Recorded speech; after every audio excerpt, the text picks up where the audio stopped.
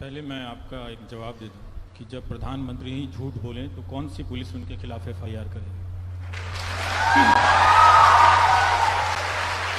जब प्रधानमंत्री ही fake news फैलाने वालों को फॉलो करेंगे तो कौन सी पुलिस एफआईआर करेगी, मुझे बता दीजिए।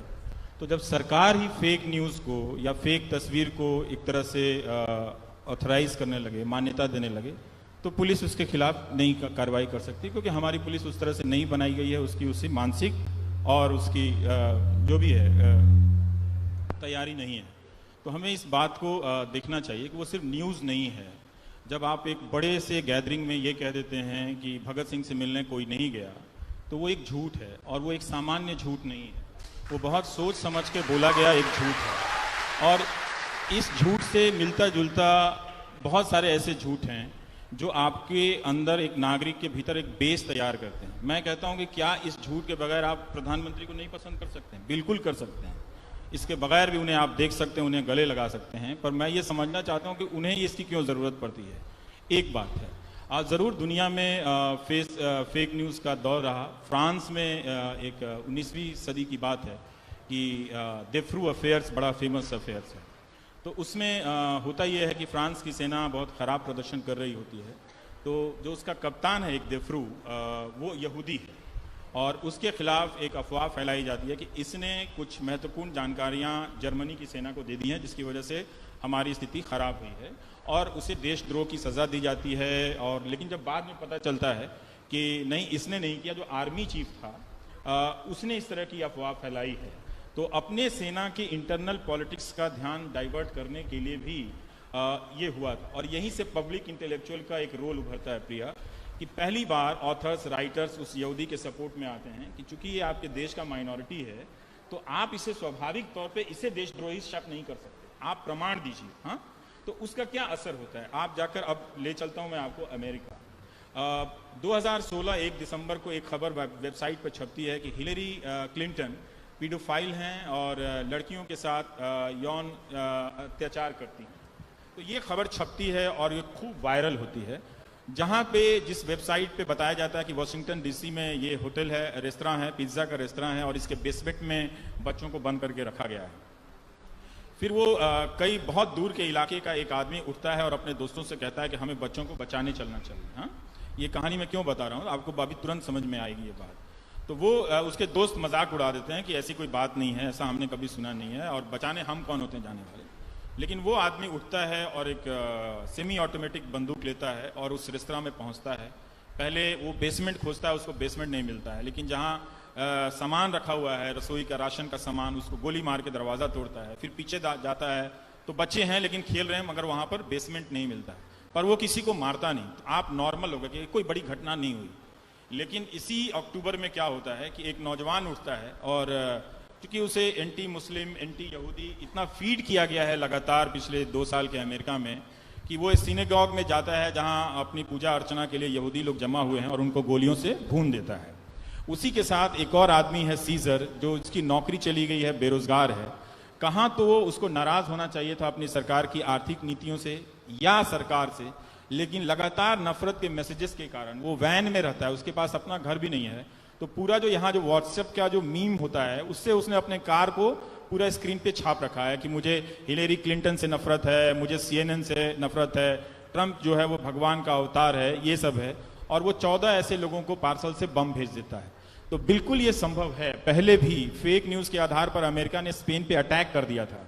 एक नाव में, एक जहाज में, बेड़े में खुद से धमाका होता है, लेकिन अफवाह फैलाई जाती है कि फेक न्यूज़ कि स्पेन ने अटैक किया है, और अमेरिका ने 19वीं सदी के दौर में उस पर हमला किया है। तो लोगों को फांसी की सज़ा दी गई है, हमला किया गया है। अब अंतर ये आया है कि हम बड़े स्तर पर ये खेल कर सकते हैं। हम बड़े स्तर पर एक साथ लाखों लोगों को सहमत कर सकते हैं, और उनमें से 1-2 लोगों को ट्रिगर कर सकते हैं। जैसे 10-20 लोग उसी फेक न्यूज़ के मटेरियल से बने हुए हैं, जो जाकर पहलू खान या किसी को मार देते हैं, और बाकी लोग उसको सपोर्ट करते हैं, ठीक। लेकिन वो नहीं देखते हैं कि एक बच्चा चोरी का अफवाह होता है तो वही सिस्टम काम करता है, और वही लोग जाके हिंदू को भी मार देते हैं।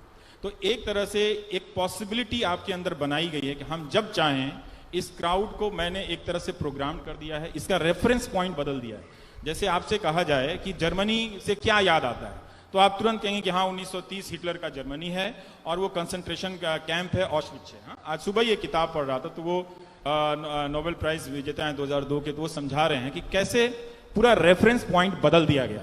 आपको उसके पहले का जर्मनी मालूम नहीं है कि उसका पहले का जर्मनी कितना अच्छा था, उसके बाद का जर्मनी मालूम नहीं है, लेकिन वो एक जर्मनी मालूम है, तो पूरा आपका रेफरेंस पॉइंट बदल जाता है। जैसे इस वक्त हो रहा है हिस्ट्री के जरिए कि जैसे आज़ादी के समय के इतिहास को आप कंट्रोवर्शियल बना रहे हैं, आप चैलेंज नहीं कर रहे हैं।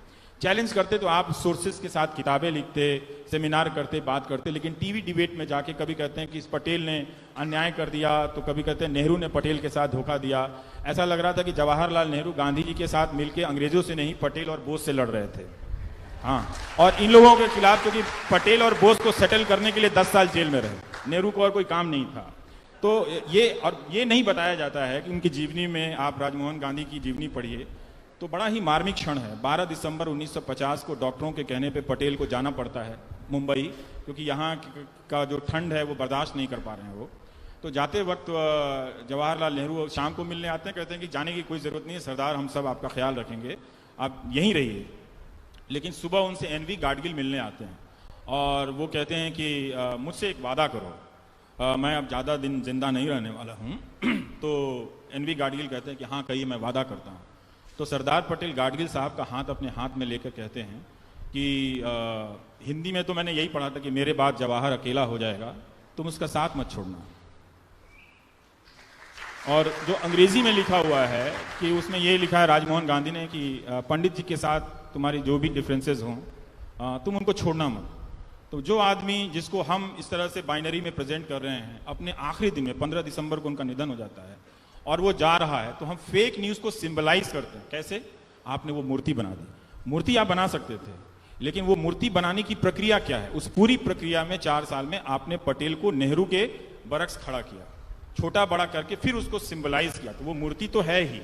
तो हम और आप, बहुत सारे लोग सरदार पटेल को निश्चल तरीके से उनका सम्मान करेंगे, लेकिन वो एक तरह से वो एक डिज़ाइन है जो उसने एक पत्थर की तरह बना दी गई है कि जो आपकी फेक समझ है हिस्ट्री की, वो उसका कल्मिनेशन है।